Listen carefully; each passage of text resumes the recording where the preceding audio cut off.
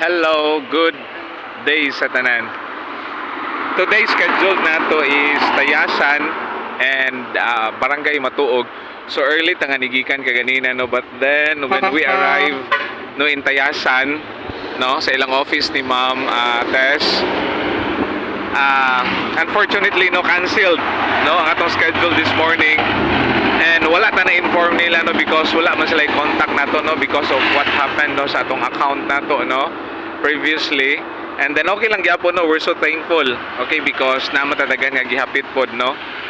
Pabalik na ta karon no Dumaguete. So right now nanata diri no sa may, of course, nanata sa may Bai City. No, in fact no ni hunong ta diri kadali because nag-take a rest and then dagan gyud mga sakyanan ng agi no. Manang usay dili madungog atong tingog nato no, but thank you Lord no for today because nata very nice weather, okay? And pabalik na taog Dumaguete. So even no unfortunately canceled ang atong schedule this morning pero mopadayon ta ugma, okay?